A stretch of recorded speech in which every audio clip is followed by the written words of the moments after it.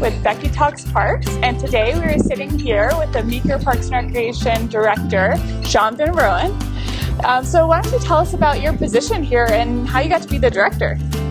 I have been in Meeker for 2 years, and I came to the west slope, best slope from the Front Range. Really grew up in the Front Range, and mountains were just calling me, and have had a background in public parks and recreation, athletics and fitness. And what drew me to Meeker is really a unique structure here in that we're a special district.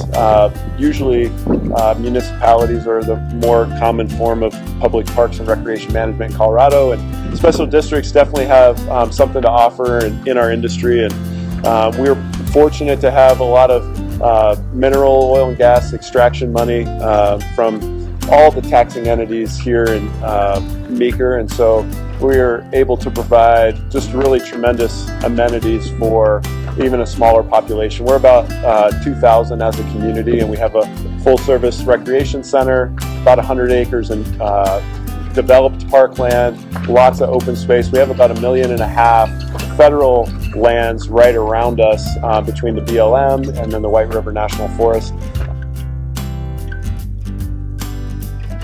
I like the diversity that comes from our industry.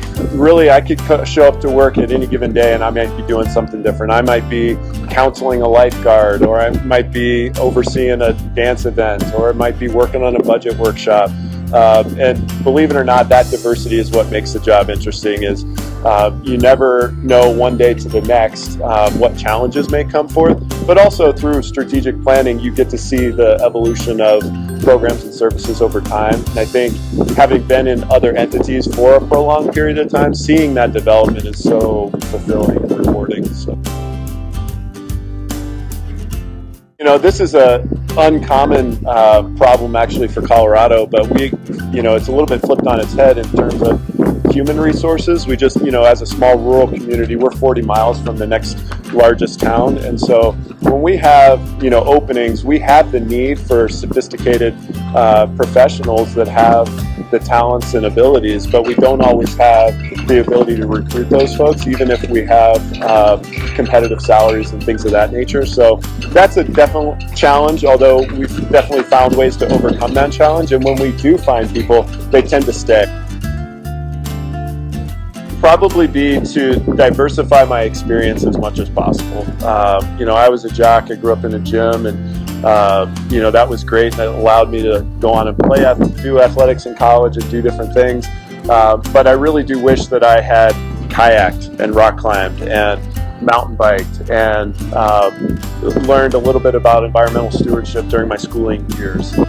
We're really a jack of all trades in our position. We're not specialists. We can be, and we need specialists. We need fitness people, and we need aquatics people, and those are great and not to be diminished. But as we move up, we really do have to have an understanding of all of these different disciplines, and how do we lead staff and lead our community in ways that will be to their benefit. I think that, quality of life is truly what we do, and that is why Parks and Recreation is important, is that, we get to be about fun, we get to be about health, we get to be about stewarding natural resources. All of that stuff is, passion, philosophy, heart level stuff. For me, it's a calling, not a career. It's not a job. We're not just picking up paychecks, but we get to, really believe in what we do. And that, I don't think there could be anything more fulfilling.